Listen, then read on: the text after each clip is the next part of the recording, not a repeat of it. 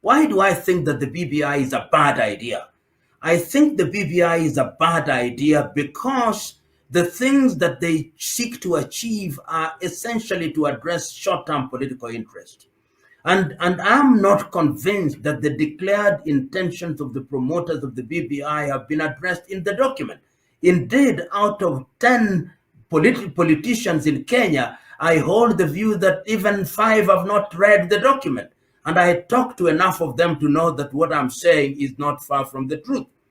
So that what you see is an attempt to create a very bloated government, create the office of the president, the office of the vice president, office of a prime minister, deputy prime minister, create constituencies, top ups. You cannot in this day and age do that, particularly when your 2010 constitution has not been implemented and is going through the process of implementation. However, that is not to say that there are certain things in the constitution which can be improved. They are there. But I believe that we've got to identify them and do so in a manner that improves governance.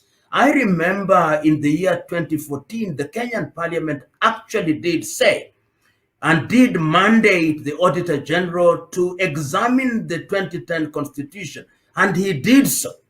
And in 2016, he released what he called a socio-economic report on the 2010 Constitution and identified the things that deserved attention.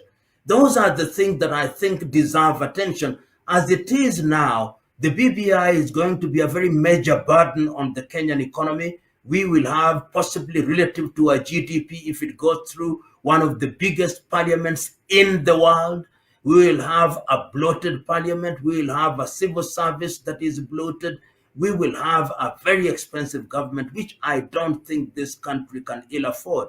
And those are the reasons why I have, in a very clear manner, made my presentation to Parliament and said, I think that this BBI is fundamentally a Trojan horse that is designed to achieve short-term political interests and is not addressing the mundane things that Kenyans are yearning for, particularly in the economic arena.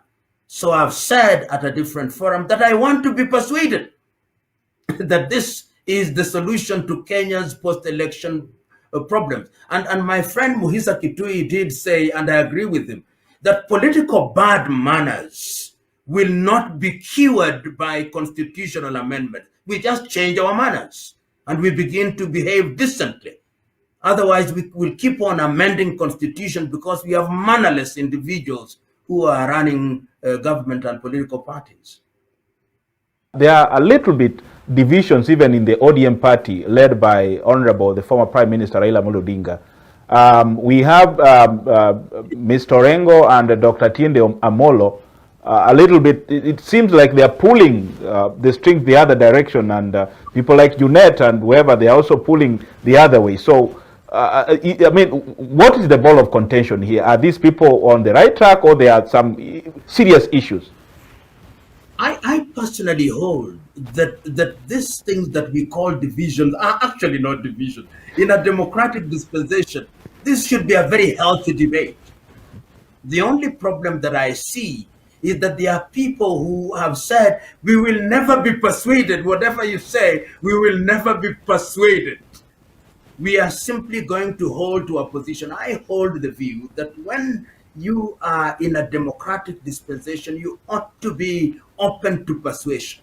So that if your opponent or opposite number comes up with a better idea than yours, then you have the humility to accept that that idea is superior to your own.